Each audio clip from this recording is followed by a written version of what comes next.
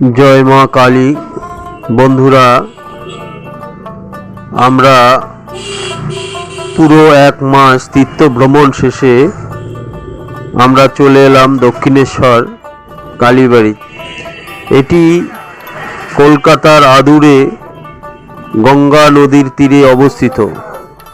বন্ধুরা, আমি এখন আছি মন্দিরের পেছনে গঙ্গা নদীতে স্নান করতে। আপনারা গঙ্গা ঘাটটি দেখছেন। এটি 1855 সালে 31শে মে স্নান যাত্রার দিন প্রসিদ্ধ মানবদরদী জমিদার রানী রাসমণি এই মন্দিরটি প্রতিষ্ঠিত করেন। এই মন্দিরে দেবী কালীকে ভবতারিণী নামে পূজা করা হয়। 19বিংশ শতাব্দীর বিশিষ্ট যোগী রামকৃষ্ণ পরমহংস এই মন্দিরের কালী সাধনা করতেন। কথিত আছে রানী রাসমণি দেবী কালীর স্বপ্নাদেশ পেয়ে এই মন্দিরটি প্রতিষ্ঠিত করেন।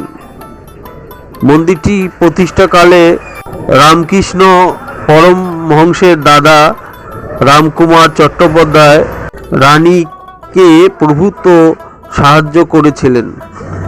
রামকুমারই ছিলেন মন্দিরের প্রথম প্রধান পুরোহিত, যেটি 1857 ও 58 সালের কিশোর রামকৃষ্ণ পরমহংস এই মন্দিরের পূজার ভার গ্রহণ করেন।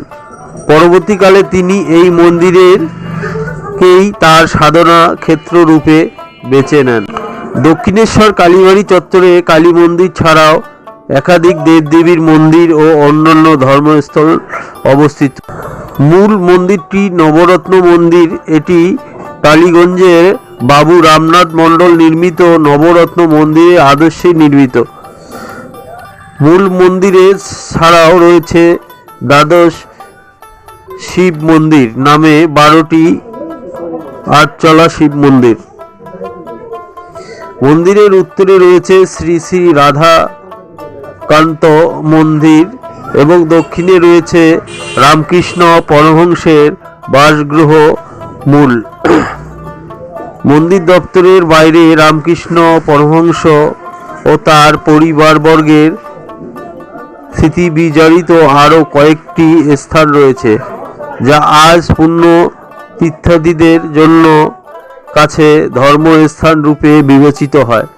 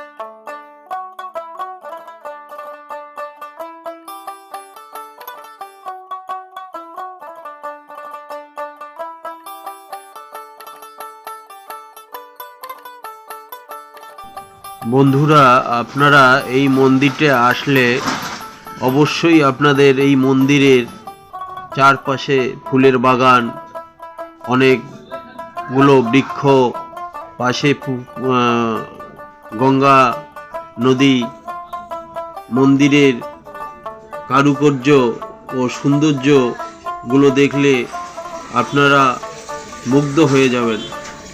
এত সুন্দর করে মন্দিরগুলো তৈরি করা হয়েছে।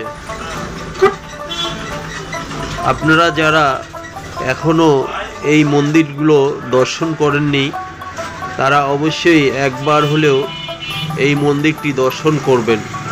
মন্দিরটির সৌন্দর্য আর মন্দিরটির গঠনমূলক কারুকার্যগুলো দেখলে আপনাদের মন অনেক ভালো হয়ে যাবে এবং অনেক ভালো লাগবে। বন্ধুরা,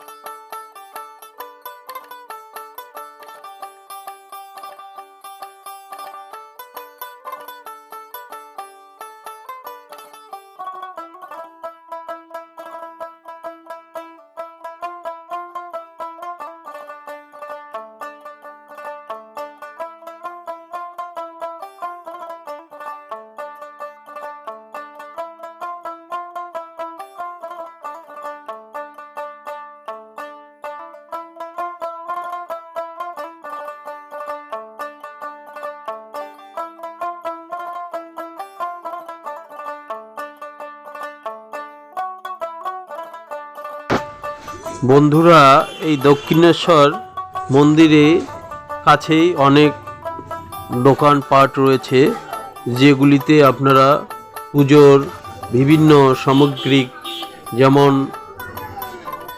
গোপাল ঠাকুর, গণেশ ঠাকুর, মা কালীর বিগ্রহ, মহাদেবের বিগ্রহ, অনেক কিছু পেয়ে যাবেন এখানে। আর এখানে জার্কিনগুলো দেখছেন, এখানে গঙ্গা থেকে ভক্তরা জল সংগ্রহ করে বাসায় নিয়ে যান। আপনারা সেই দোকানগুলো দেখছেন। এখানে শঙ্খও পাবেন সুন্দর সুন্দর। দেখুন কত সুন্দর বিগ্রহটি রাধা গোবিন্দর।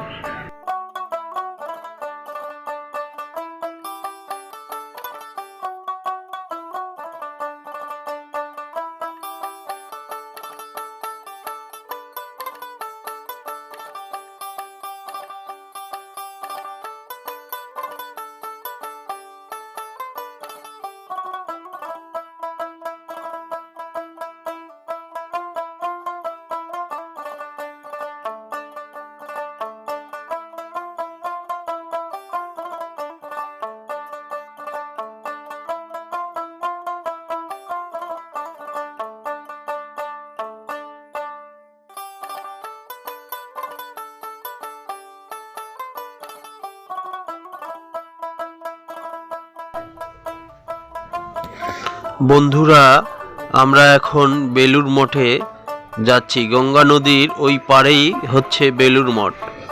বড় বড় লঞ্চ ও বড় বড় ইঞ্জিন চালিত নৌকাতে করে তীর্থযাত্রীরা এই গঙ্গা নদীর সৌন্দর্য দেখতে দেখতে ওপারে বেলুড় মঠে যায়, যেটি অনেক ভালো লাগে ভক্তদের।